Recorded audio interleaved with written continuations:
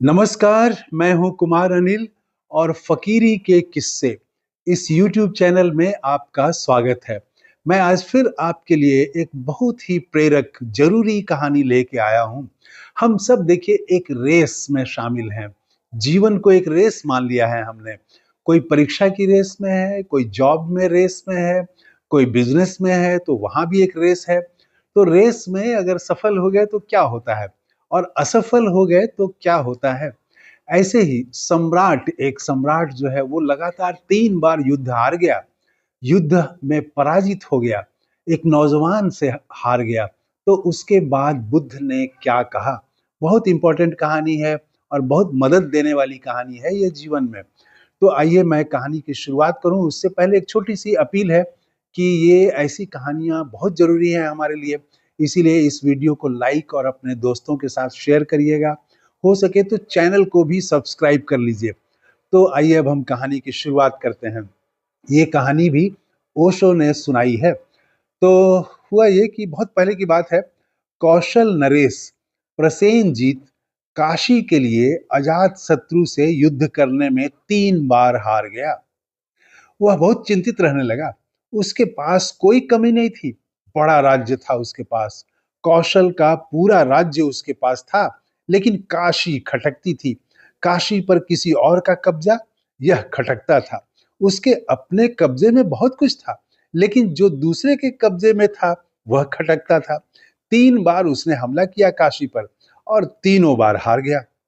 बहुत चिंतित रहने लगा। जब तीसरी बार भी हार हुई तो बात जरा सीमा से बाहर हो गई। उसके दर्प को बड़ा आघात पहुंचा।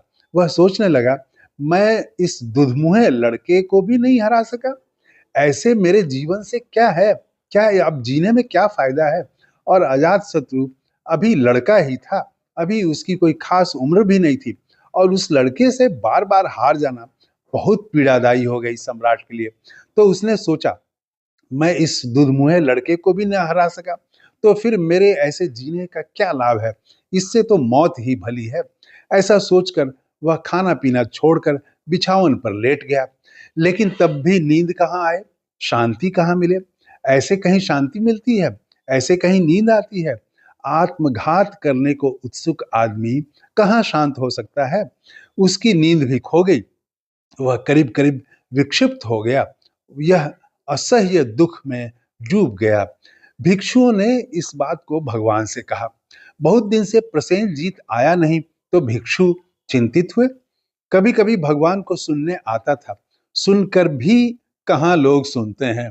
प्रसेनजीत उन्हें सुनने आता था, फिर भी यह दौड़ उसकी जारी ही रही। तो भिक्षुओं ने कहा कि ऐसी ऐसी हालत हो गई है प्रसेनजीत की, 3 बार हार गया और बिछावन पर लेट गया है।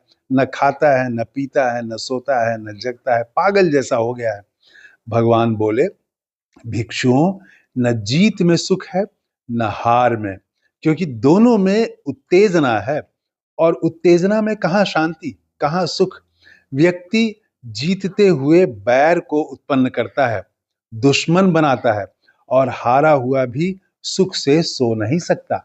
तब यह गाथा कही, विजय वैर को उत्पन्न करती है, क्योंकि जिससे तुम जीते हो वह बदला लेगा, जिससे तुम जीते हो वह तैयारी करेगा, वह तुम्हें हराएगा और फिर जिससे तुम जीत गए हो उसके साथ तुमने जो गहरी शत्रुता मोल ले ली है उसके प्रतिकार का क्या करोगे? चिंता तो पकड़ेगी, हमला करेगा, प्रतिशोध लेगा, क्या करेगा? तो जीत वैर को उत्पन्न करती है, चिंता को उत्पन्न करती है। सुरक्षा का आयोजन करना पड़ता है, फिर नई सुरक्षा का आयोजन करना पड़ता है। और पराजित पुरुष, अगर जीत न हो, हार गए तो भी सुख कहाँ है? क्योंकि पराजित पुरुष सुख की नींद कहाँ सो सकता है?